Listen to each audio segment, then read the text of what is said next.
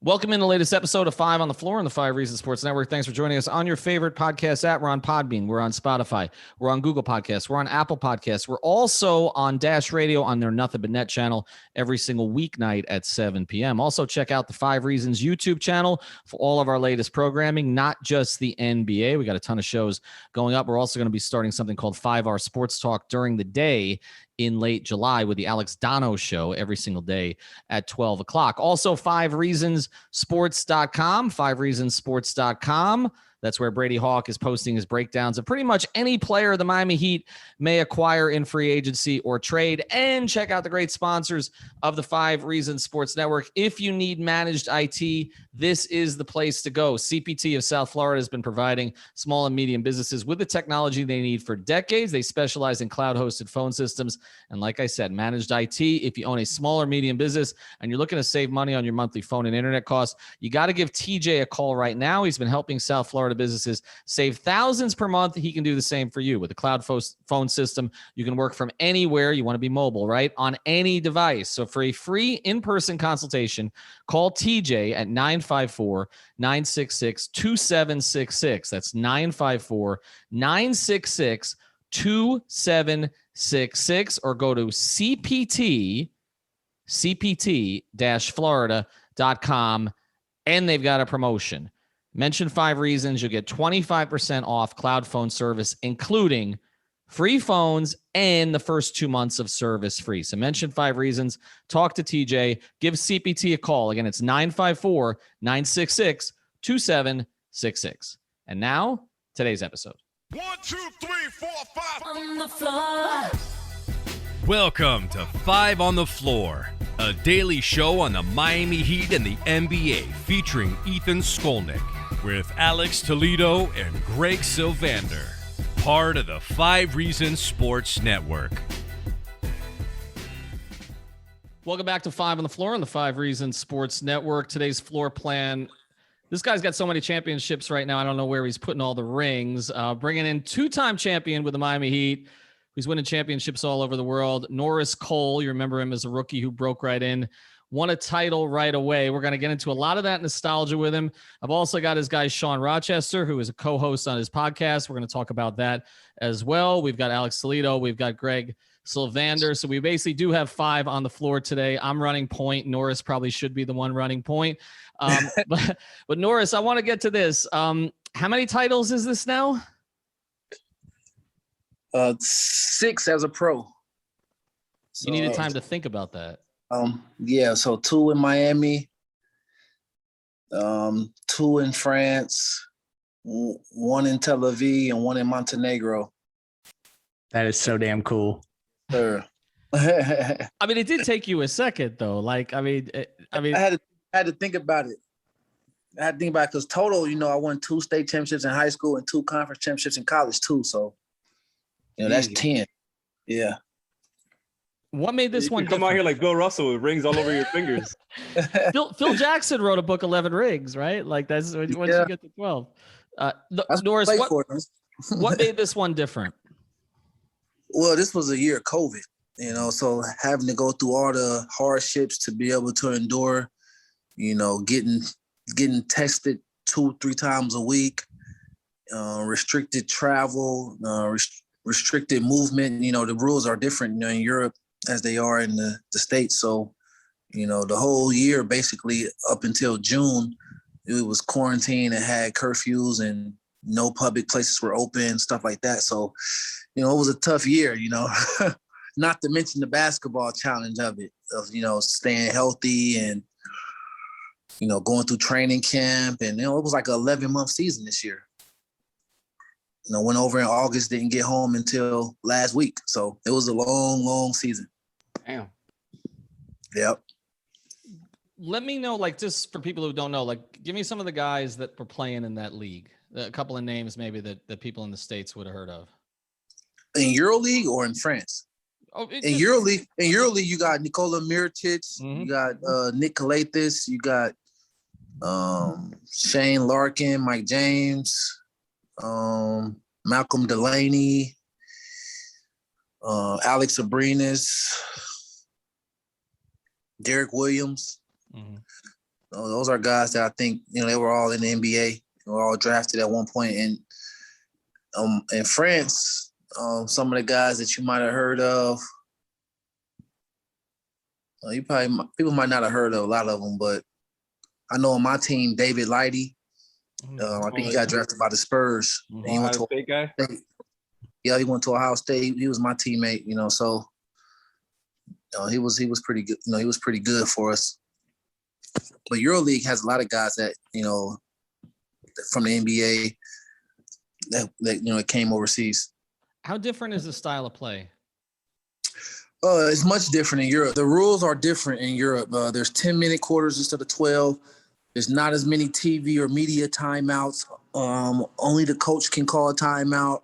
There's no defensive 3 seconds, so the help side defense can just camp in the lane and just stand there. They don't have to move in and out the key. It's the coaches more so control the game than the players sometimes. There's not normally, how in the NBA, there's about 3 guys that plays like almost a whole entire game and stuff like that. In Europe, it's, more balanced. You might have a whole team with like 12 or 13 players, and just about all of them might play the same amount of minutes, except for like maybe 3 people or 4 people. So depending on the coach, depending on the, the style of play, but it's a much slower pace than the NBA. I mean, you have some teams, but on average, it's a much slower style of play. And so, but the shooting is better in Europe than it is in the NBA. When guys are open, they make it.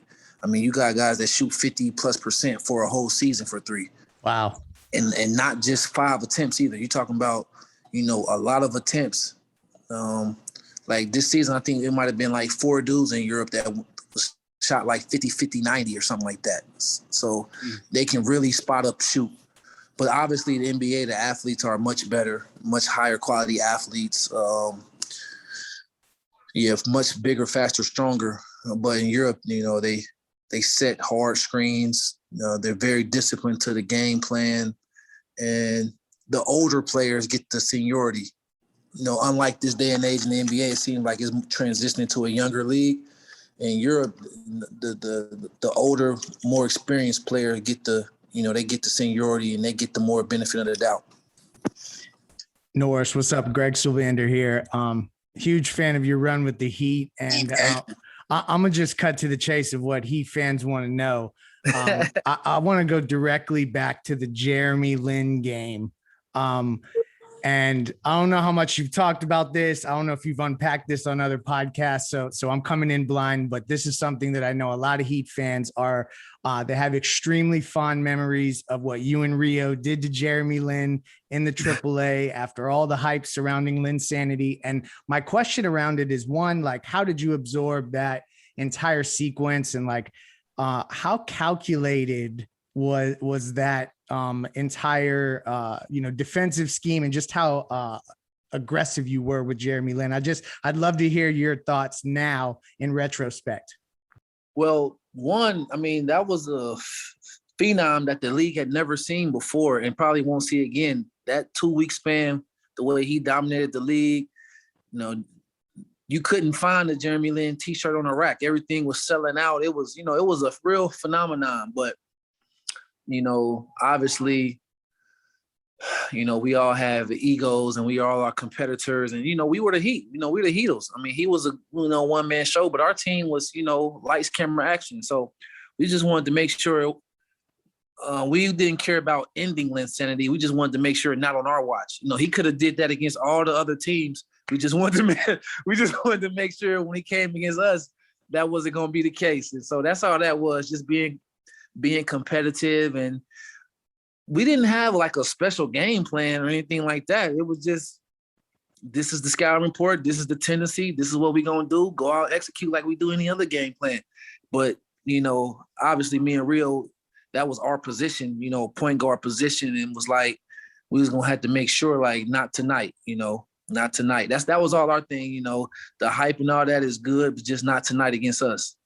Norris, I was traveling with you guys that week, and I remember being in Cleveland, and you have LeBron and Dwayne at a practice facility in Cleveland.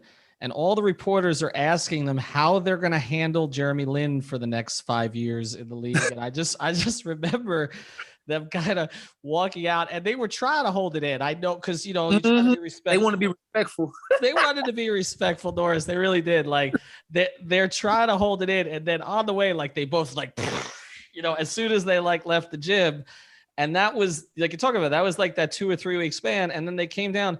I was sitting courtside for that game. In Miami. I have never seen a player who looked so competent for such a long for a period of time in the NBA, looked like he could not breathe. Like he couldn't. Yeah. It's like he forgot how to dribble against the two. Were you competitive with because Rio's competitive about everything? Were you and Rio competitive about who could give him the harder time that night? Not really. We were just like, when he was out there, he was going to, do what he was going to do. And then when it was my turn, me, I go at everybody like that. So it was just a competitive thing. And plus, it was on national TV, and we're used to playing, our team, we get everybody's best shot. So it's like every game seems like a hype game. But for this game, it was like people was hyping it up even more. And it was like, man, let's show like we are different. Our caliber of team is different. And that's all we wanted to show. It wasn't anything, disrespectful or special, against Jeremy Lin. It was just that we just wanted to show that there's levels to this and that our team is at a different level. That's all. And obviously me and Rio, like I said, it's at our position. Anytime it comes to your position, and it's not like, no offense, but it's not like he was like, a Hall of Fame point guard. Sometimes because Hall of Fame point guards, they're going to have special nights. Steph Curry, those type of dudes, they have special nights. But, the guy have eight good games and then to come in and try to dominate us, we was like, no. No. Norris, I love talking about these different types of regular season games from when the Heatles were together back then. And I love that you talk about it being just a different level. You said you're the Heatles. And so to transition from that into this, where do you rank the Heatles among the best teams of the past decade or so? You got them at like, when you think of you guys, when everything was really hitting, like 2013, the year that you went back to back, you got the 27-game win streak. Everything was clearing and everything was great. Do you put that team up against the Warriors at their best? Maybe I know the Brooklyn Nets haven't won anything. What exactly? Yeah. How do you feel about ranking them versus anybody? Yeah, I think our team can compete against anybody. Warriors included. Obviously it would be very competitive, but you got to think. Most people, when they think about great teams, they think about the star power. But what makes the teams that are really, really great, other than the star power, you got to have depth, and you got to have competence at the depth position. And we were a deep team. When we went to our bench in our second, line, our rotation players to give, the big three a break. When D Wade and Bosh would be out and it's just Bron out there, we still would run it. And then when Bron would take a break and D Wade and CB are out there with the other, rotation, like our rotations were exceptional. And so, I will put us up against anybody because obviously LeBron, D Wade, CB can play against anybody. Bron at that time, Bron anytime, he's one of the top players to ever play. D Wade is one of the top at his position ever played, and obviously CB's a Hall of Famer. So they can compete on their own against anybody. But the UD, Birdman, Batman, Shane Battier, me, Mike Miller, Ray Allen, Rio, like we can compete against any unit, and so and then you got to include Coach Spo in the staff, the way they made adjustments. And so I believe that we can compete against anybody. I don't think we're second fiddle to anybody. Norris, it's funny you mentioned that because I always felt that team really took off when Eric found a consistent rotation. Like the 27-game winning streak, he had that thing down to a science. It was basically 9 minutes into the game, either LeBron or Dwayne would come out. Yep. And you and Ray and Shane and Bird would come in. And so, and whichever one didn't get the rest for those 3 minutes would get the rest for the 3 minutes of to start the second quarter Yep. So you guys would get that 6-minute run always with one or the other. I just always thought that consistency was really important in terms of what you did. I want to bring Sean in here, and then I got a ton of rapid fire stuff to get to you, because you become a media guy now. So tell me a little, because I didn't anticipate that. I will say this: of the guys in that locker room, okay, Bosh, I knew Bosh would be a media guy. Okay, I mean, right. you knew Bosh. You knew Shane was going to try the media thing at some point because he's Shane. I didn't think Bird would become a media guy. That's the last thing I thought he would do. I thought he would retire in the hills. Yeah. UD not going to be political correct. You know, no. Well, no. I want UD to be a media guy desperately. Trust me. Look at what I'm wearing here. Look at that. Okay. Block 40, baby. Yeah, that's right. So I knew UD eventually he'll be a media guy in some way. But I didn't necessarily think you would be a media guy, because you came in, you were kind of quiet. You didn't really sort of want to ruffle things. Tell Sean Norris, tell people about what you're doing, and then I'm gonna hit you with a bunch of questions from that era. I'll let Sean go first. Go ahead, Sean. Yeah, so thanks for having us on. What we are doing is a weekly podcast on the Believe Podcast Network. Our show is called Believe in the Miami Heat. It's BLEAV, obviously then in the Miami Heat. We put out shows usually midweek, Tuesday or Wednesday. Talk about the Heat, talk about the NBA. My role as the host, I kind of get to be the point guard.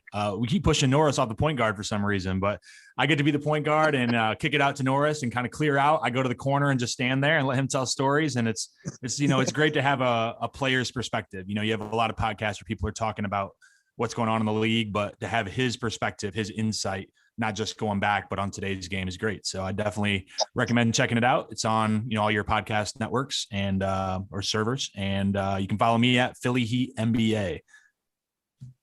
Yeah, just to add on to that, it's a chance to interact with Heat Nation. My experience with the fans down there, when I was there, I was one of the fan favorites, and it's nice to be able to be a quote unquote media guy and be able to stay in contact with them. So it's kind of pretty cool, to be able to, share some of my insights with Sean and with Heat Nation, just to be able to interact with them. We're going to get into the current game here in a second, but after the break, there are a million things that happened in the Big Three era. I always said I should have written a book. I'm going to try to get Norris to do some rapid fire here when we come back on 5 on the Floor. We'll get back to our episode with Norris Cole here in a second, but before we do, I want to tell you about another great sponsor of the 5 Reasons Sports Network. You guys know this one well by now, but why haven't you signed up? It's prizepicks.com, prizepicks.com. Use the code 5, F-I-V-E. That's the code 5, F-I-V-E. This is where you can play daily fantasy, simplified, but also a whole lot more fun. Of course, you can play the NBA Finals right now, but you could pair someone from the Euros and the NBA Finals. You can play just about any sport at Prize Picks. They've got futures bets on the NFL right now. You want to play some Dolphin stuff, you can do that. You can go all in with a power play. You can go halfway in with a flex play, hedge your bet a little bit. Just deposit $20. Give it a shot, but make sure you use the code 5, F-I-V-E. The boards change there constantly. You can always kind of look for an edge. You want to test your expertise? PrizePicks.com is the place to go. Again, use the code F-I-V-E. And now, back to the episode. All right, right back here on 5 on the Floor. We've got 65-time champion Norris Cole sitting with us. He's won championships in every country. We got Alex, we got Greg, we got Sean. I just want to get your feelings about how you experience some of the moments of the Big Three era. You obviously were not there for year one. You didn't have any part of that thing in Dallas. We don't like to talk about, but you come in. You come in that second year, and obviously a lot of crazy things happened that second year. But this thing was close to being broken up. I mean, down 3-2 in Boston. First, you lose Chris, right? Yeah. Dexter Pittman had his moment. Didn't go so well at Indiana. Adjustments were made. Things were changed. And then you go into Boston. You're down 3-2. And I can tell you, and in the press room after shoot around, we were all talking about Eric getting fired, Chris getting traded, all sorts of things were going to happen if you guys didn't step up in Game 6 in Boston. How did you experience that day, that night, and everything that LeBron did that night? Well, one, we never discussed those things in the locker room. Obviously, we were just focused on the next game. It was a little bit more, it was a little more quiet in the locker room. LeBron was a little more introverted that game. Normally, he has this music, loud. He'll talk, he'll smile every now, but that game, it was total focus, very quiet.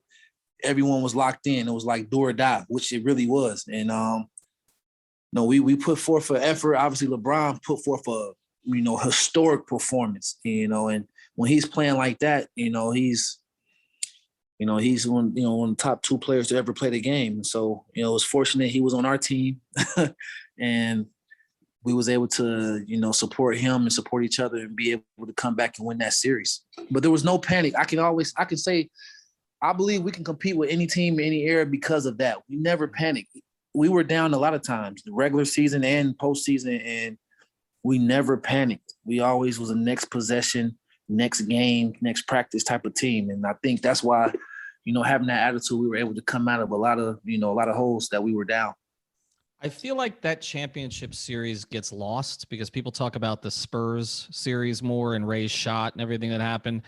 Right. But you beat a team that maybe it wasn't at the time, but had 3 of the best players of this era on the court together.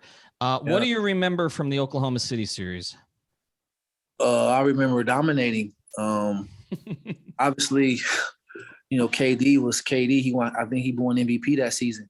And I think he had his 3rd or 4th scoring title that he had won that season.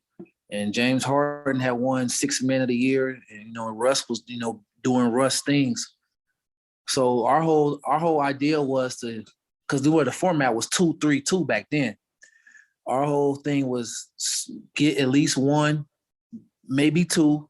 But when we go home, we don't go back. That was our whole thing. When we go to Miami, win all 3 so we don't have to go back. And that was our mindset. And so we let game 1 slip away. And then after that, we ran the table. And so I remember, I think it was game 5. It was game 4 or 5 where they had a big lead on us, though, where they came out on all cylinders. And then, like we just talked about, our second unit cut the lead down to make maybe 10 or 8. And when we did that, that's all Bron and D Wade needed to give them second life. And then they came in and went on ahead and finished the show for us. And I think Rio had a big game that game as well. But yeah, I remember, having a dominant series. Anytime you beat a team 4 straight games, that's pretty dominant, Yeah. So that's what I remember. And that was fun.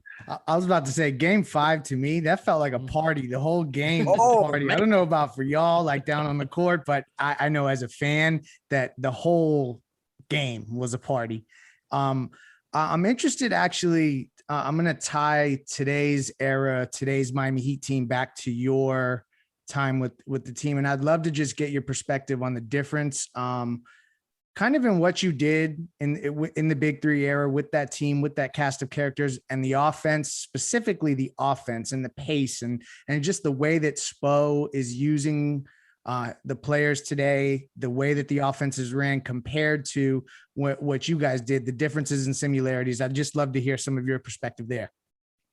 Well, one thing Spo is, I've noticed that he's grown as a coach, which you should grow as a coach, but he's, continued to get better and better. And he always would tell us that, always continue to get better. You can always get better. You can always improve. And he's been a living testimony of that. So his ability to adapt to his team. So this team, as you know, you do a lot of dribble handoffs, a lot of pin down screens for Duncan and for other shooters. Not as much isolation, only Jimmy isolates, a lot. No one else really isolates. On our team, it was more, we have an action to get the ball to one of those big 3 to isolate. It was either get the ball to CB at the elbow, we'll run an action, and then, can you hear me? Yep, okay. We'll run an action, and then it'll be for him, he'll have an option to isolate. And then we'll throw it down to D Wade. We'll do a backside action so they keep them busy so he can isolate. And then the same thing with LeBron. We'll run a pick and roll so he can get a mismatch. And then we'll space the floor so they can have an isolate or they can drive and kick. Now the team is, like I said, a lot of dribble handoff, a lot of misdirection, and that's how they create their offense. And so that's the biggest difference. You know, when you have guys like D-Wade, LeBron, and Ray Allen, and CB, you don't have to be too creative. You just have to be solid. Get them in their spots. You just have to be solid with your spacing. That was our biggest thing. Sprint. You notice when we get the ball, we sprint. Whoever they had the ball, sprint to the deep corner. Give those guys lanes and let them make plays. And this team is more so.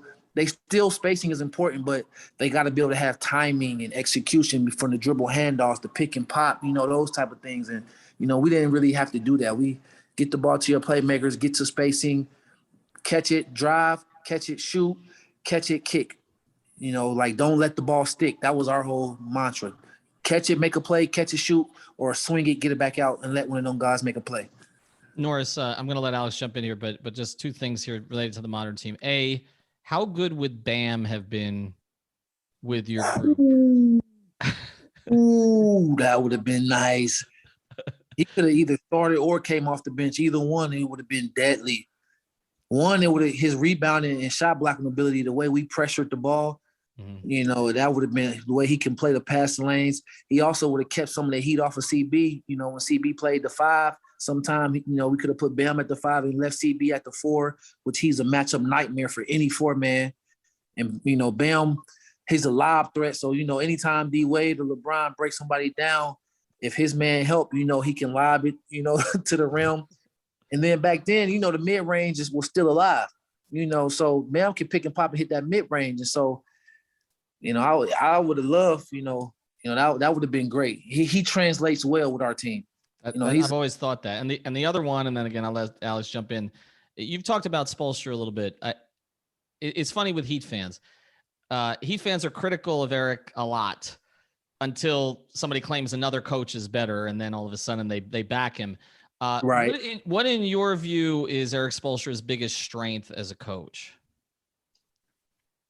For me, his biggest strength is that he doesn't panic. At least not on the surface. He don't show it. He doesn't panic, and he's not afraid of.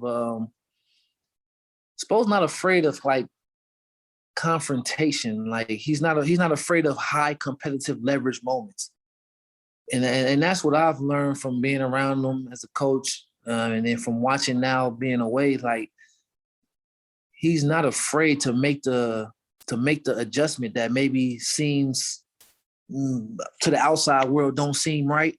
He's not afraid to try it, and he doesn't panic.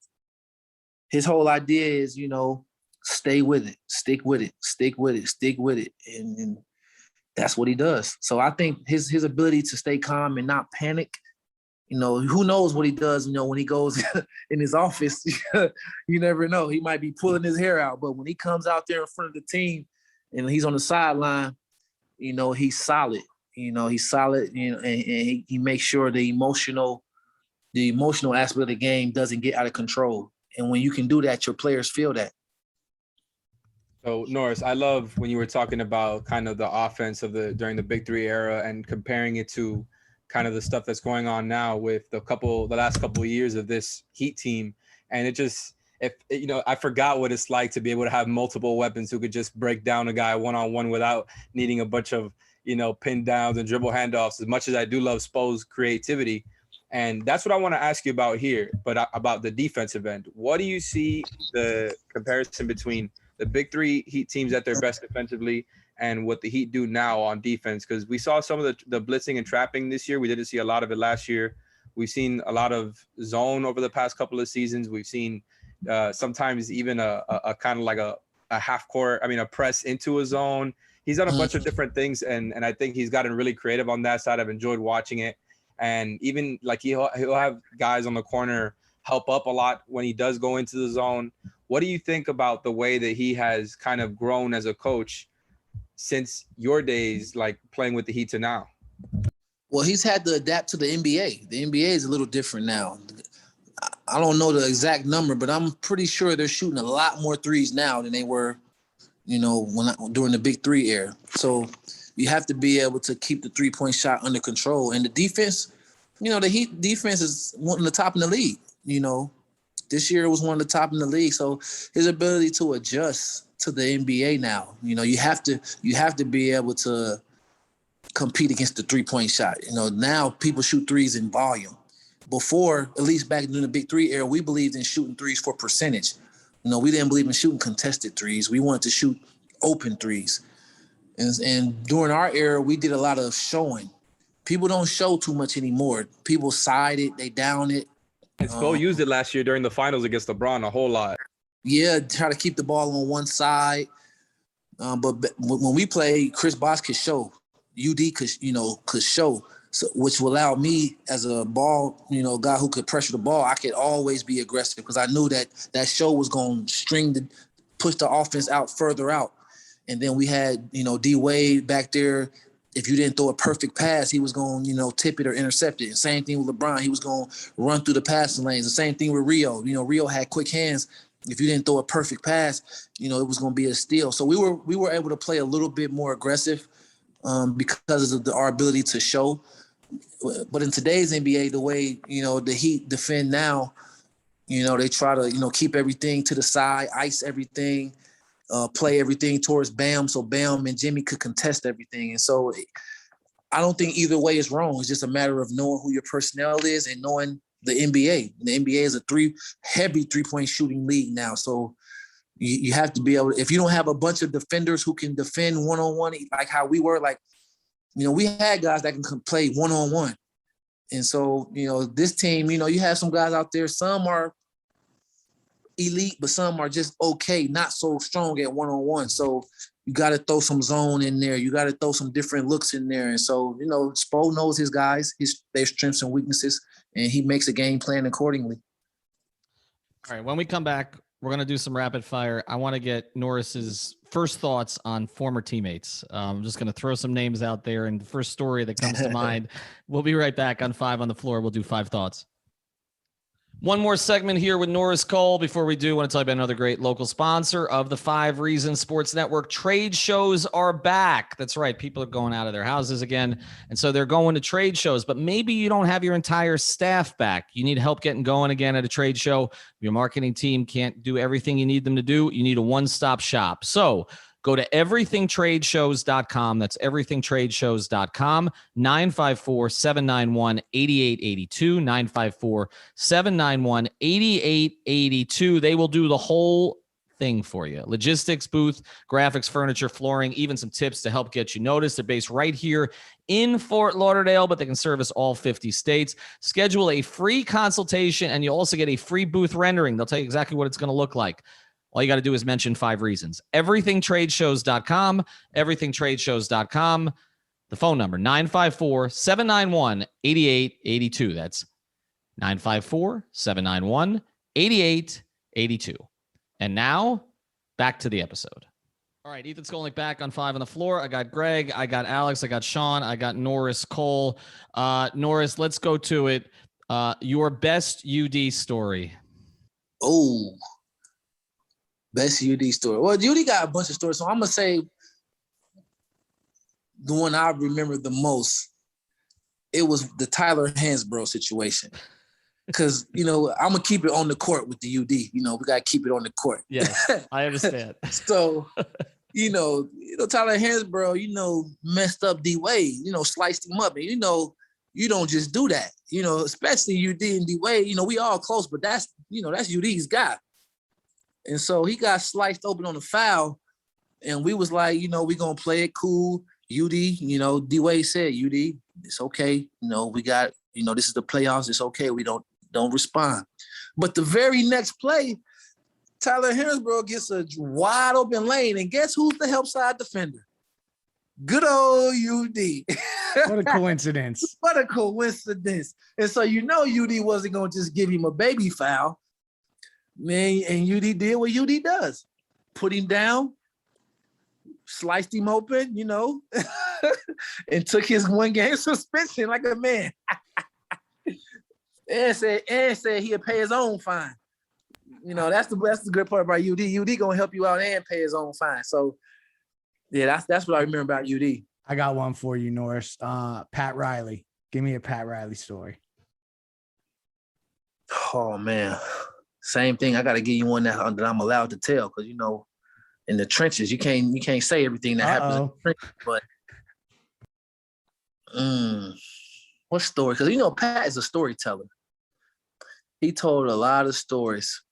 Or even just like the first time you met him. Like I'm interested to hear that because I know like meeting Riles is usually a big thing. Most people talk about that first time they come to the organization. The first time I met him was during the lockout, and I came down for my press conference.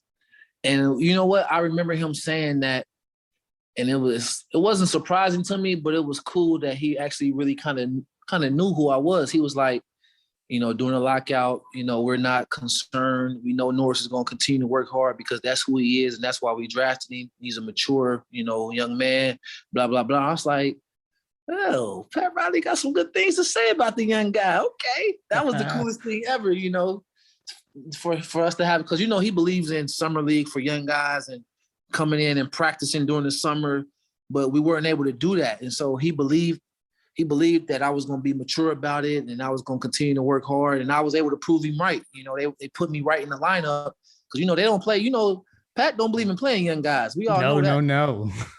So for them to trust me my first year to, it was unprecedented kind of. Yeah.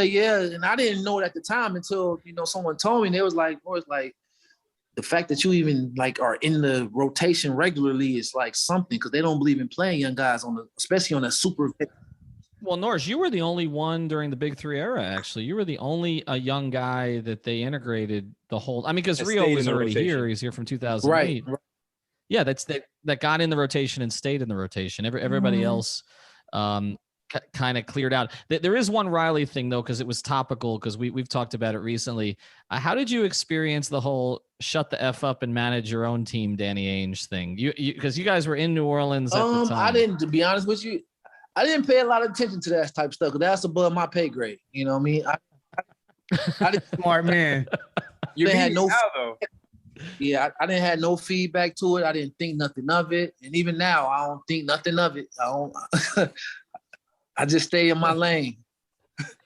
Norris, so speaking of the Celtics here, it's a perfect segue because I wanted to ask you immediate reaction to that dunk that LeBron had over Jason Terry in Boston. And what that was like. So listen, the dunk was nasty, but at the time, I didn't celebrate it. I mean, I knew it was nasty, but if you see it, only the bench really celebrated because we was like locked into the game. And I didn't think that it would be that legendary of a dunk, honestly, because all the alley-oops that I had thrown to LeBron, we'd had some nice, alley-oop connections. And so I'm like, I didn't think that was the most special one, but when you think about storyline at the time, JT was talking a lot of stuff, the Boston-Miami rivalry, and it was the playoffs. I can see why that's the one that everyone remembers because it wasn't my. It's the past we remember, Norris. It's the past. Not for sure, but I'm saying as the guy who throwing him, I threw Brian a lot of alley-oops. That's not my favorite one that I remember. So I was like, I mean, I remember it, but it's other ones that I thought was better, but. Which is your favorite though? Which is your favorite? I don't know if it's just one. It's a couple. It was almost like a half court when I threw it to him and he caught it backwards against the Blazers. It was the one against the Knicks where I got the alley-oop and threw it backwards. Same thing against the Lakers. Threw it, just got the fast break and just threw it backwards and he just dunked it. Backdoor out of bounds play against Golden State. Man, he was a bunch. Brian, he put on a show when you throw the alley-oop, so it was a bunch of them, but I didn't know that one would be the legendary one, but now I can see why though, because he punished him. He really buried that guy, man. He wanted to punish him for though. sure. Like the next day, like he would usually back off of that kind of stuff when he talked to us, and we're like, "Did you enjoy that?" He's like, "Yeah." Mm-hmm. I mean, because like you said, Terry didn't shut up since the 2011 finals. So, and he was talking a lot that week also. From what I remember. He was talking a lot. And I think he got the tattoo. He got the tattoo before the Mavs won the title, and then they ended up winning. LeBron wanted that one. Yeah, for sure. No, he knew it. All right, and we'll let you go. Now I want to get back to your guys' podcast here, but I'll let you go. You got to have a Birdman story. Birdman had this train horn on his truck, and it would literally if you wasn't ready, you would literally like use the bathroom on yourself, and he blew that horn. It was so loud and scary, and you could hear it from a mouth. It's a real train horn, like when you go across the train tracks. He had one of those on his truck, and anytime Birdman pull up, you know it's him because he come blowing that horn loud. It was louder than the Cole train. Oh, yeah, for sure. This one, I gotta be honest. Man, listen, it was plenty of times where my stomach was in a knot because I wasn't ready, and that man, he would. I was like, man, what is going like Birdman, man? Stop scaring people, man. Now Birdman was a true character. He was, but you and guys, the Harlem Shake video. He was classic in the Harlem Shake video. How he started the video. I'm so glad you mentioned that. That's typical Birdman right there. That video is all time. But you guys were 37-3 when he came in that year. You guys, I mean, it's like you just took off when he came in. All right, admit it. How do you feel about Dwayne Wade owning a piece of the Utah Jazz? Because Heat fans are very upset about this. Is a business opportunity? I mean, it just doesn't feel right? Business is business. It's strictly financial. Nah, but I mean, obviously, I don't know all the details of, if he tried to, own a piece of the Heat. I don't know. I assume he probably did, but, business is business. He's a businessman, and, business is all about the opportunity and, about the dollar, and there's no loyalty when it comes to that. In this business, it's proven there's no loyalty when it comes to business. You have to take care of your business. Hopefully that is, hopefully you get to do business with the people that you like. But if not, sometimes you have to take your business elsewhere. So, he'll always be a part of Heat Nation. It's always going to be Wade County. So Heat Nation shouldn't, I don't know if they feel no type of way towards D Wade about that. I hope they don't, but it's just business, man. And in this day and era, when the ex-player, especially African-American, can, have ownership, that's big time, and it sets an example for, players coming behind them. I feel like Heat fans will feel differently if Donovan Mitchell's in a Heat uniform in a couple of years, but we'll just keep that on the down low. And Norris, do you miss the league? I mean, winning championships, but do you miss it? Yeah. I miss playing in the league. Competing, the competitive part. Basketball is always competitive when you play, but the competitive aspect, I believe that I definitely can still compete in the league. Being closer to the family, that's the biggest part. Being so far away from the family. But yeah, I definitely miss the league, and I haven't closed the window on being back in the league. I'm only 32 years old. Anybody that want to race, we can race. I still, believe I can, get out there and lace them up, with anybody. And obviously, I know how to play a role on a winning team. And so, I definitely miss it. But like I said, you have to take the opportunities given, and sometimes it's not personal. So a lot of times it's business. Sean, talk again about where we can find you guys and get more insights from both of you guys on what's going on in the NBA. Definitely. So you can find us on the Believe Podcast Network. It's BLEAV. It's the podcast is called Believe in the Miami Heat. Weekly show comes out on Tuesdays or Wednesdays. And you can follow me on Twitter at Philly Heat NBA. I post those once they drop. Hey, let me tell y'all something about Sean. Sean be repping the Heat all the way up in Philly, y'all. He be doing all type of camps in AAU, and I'm like, man, it's dangerous out there in them Philly streets. He like, man, I can't rep the Sixers. I'm still repping the Heat. So make sure Heat Nation know that y'all got a real one in Sean. Well, it is recognized. Okay. I mean, they're still going through the process of getting his. They're still going through the process of getting to his camp, and the process always fails, so it's okay. Don't worry about that. Hey, Norris, when you talk about you still playing in the league, there's a couple point guards on the Heat roster today that get hunted on defense like in ways that you would never. So we acknowledge that as well. I appreciate that. They can use the point of attack defense, Hope, for sure. Well, hey, tell Andy and Pat, hey, call my agent. We'll bring both you and Rio back. We'll see how that goes. Norris, we appreciate it. I can't let you go before this though. Were you aware that you were almost traded to Cleveland during right after the Big Three era, but that when Pat found out that the team you were going to be routed to in a three-way trade was the Cavs, that he killed the trade. Were you aware of that? The nod says it all. Okay. Thank you, sir. Norris Cole. Yeah, I reported that at the time, but it got under the radar here a little bit. All right, Norris, we appreciate it. You follow him on Twitter. We're going to tweet all this stuff out, and hopefully we can have you guys, both of you guys, on again from Philadelphia or wherever the hell Norris is winning a championship from that day. Thanks for following Five on the Floor. Thanks for supporting our sponsors. Thank you for listening to the Five on the Floor on the Five Regional Sports Network.